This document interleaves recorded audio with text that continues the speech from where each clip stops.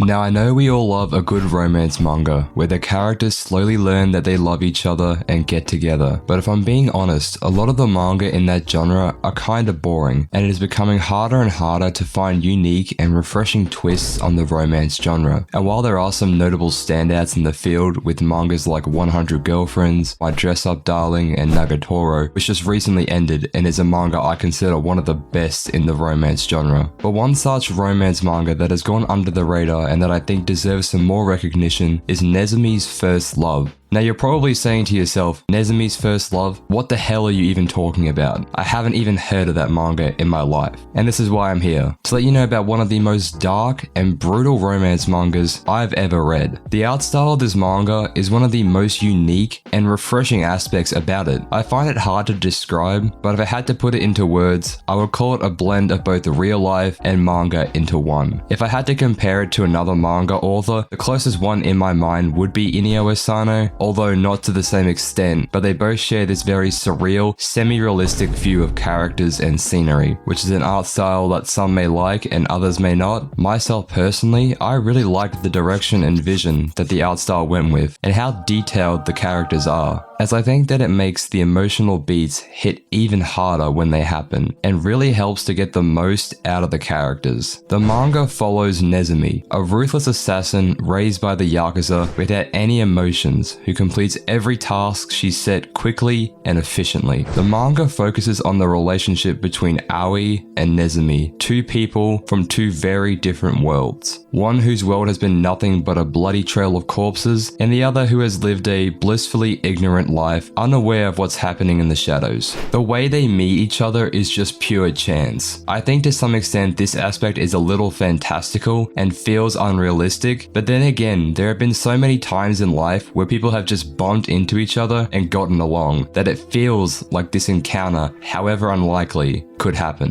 And I think what makes the romance so interesting is the inclusion of not just telling, but also showing just how it affects each other person's worldviews. As despite the relatively dark tone of the manga, there are some very genuine moments of joy and happiness scattered throughout it, which does a good job at balancing out the tone of the manga and helps to make the dark and brutal moments of the manga hit even harder when they happen. As for Nezumi, she gets to experience the beautiful side of life, a place where she is genuinely loved and not manipulated to kill people, because in a sense, she had been alone her whole life and hasn't had anyone there for her who really cared about her and looked after her. But now she has a place where she can belong, someone who genuinely loves her and has the freedom to visit anywhere she wants without fear of being killed, as there are important moments and experiences that she missed out on as a child that gets to be lived out. And while it may seem simple, it is very important for the growth of Nezumi's character, as Aoi has in some way changed her for the better, giving her positive experiences and exposing her to emotions that she had no idea existed. Meanwhile, Aoi gets to see the worst side of the world, a place that once you step in is nearly impossible to get out of, a world that has a huge change and impact on his mental health and changes his life for the worst. Once he realizes the kind of life Nezumi has had to live, he becomes even more empathetic to her situation, promising to make her life better. The problem with this is that this manga is not a fairy tale. It is very much based in reality, and good things never last long. Slight spoilers ahead for the manga, so if what you're hearing sounds interesting and you don't want to know what happens next, feel free to leave and check out the manga for yourself. As once the Yakuza learn about Aoi and his relationship with Nezumi, they brutally torture him and try to force Nezumi to kill him. But Nezumi, who is a killing machine, someone who is able to kill people at will, can't bring herself to kill Aoi, which further reinforces just how much of a positive impact, as well as how important Aoi is to her, as she has gained emotions and a sense of kindness. But while there are some positives, there are also some negatives, as Nezumi has also gained a conscience, which proves to be something that is detrimental to her character, as she starts seeing people in a different light as to what she originally saw them as, which was nothing but an obstacle for her to overcome. Forcing herself to come to the realization of what she's doing and that the people she kills have their own friends and family that care about them is extremely tough for her. Eventually, she is able to compromise with the Yakuza by promising to turn Aoi into an assassin that can be beneficial to the organization. This is by far the most interesting and well executed aspect of this manga, as it perfectly captures just how difficult it is to adjust to the dark and brutal world of the mafia. The manga does a really good job at not just telling, but showing you how murder can affect even the most ordinary person and how it strips them of the things that make them human, like empathy and guilt. As Aoi struggles with the idea of taking the life of another person, hesitating constantly, with the manga going into great detail, even showing how nervous he is from his sweating palms. I thought that the subtle references in this manga with how Aoi and Nezumi take on each other's burdens and commit horrendous acts for the sake of keeping their relationship together was an excellent way to show how some of us will do horrible things for the people we love. This manga is still relatively new and only has around 34 chapters at the moment, but it has already done an impressive job at setting the stage with its interesting characters and creating a plot that seems to be hopeful but is destined to end as a tragedy. A story that is full of broken people and broken dreams, with that light at the end of the horizon always being far off in the distance. This manga is probably the most I have ever been intrigued with a romance, and it's because it's unpredictable. I was never quite sure what was going to happen next, and it offers so much more than your normal romance manga. It puts into question just how far you would go for love and whether you'll still be you when you come out on the other side. I'm really excited to see where this manga goes next, and I hope that this gives more deserved attention to it. Thank you all for watching, and I'll catch you all in the next video.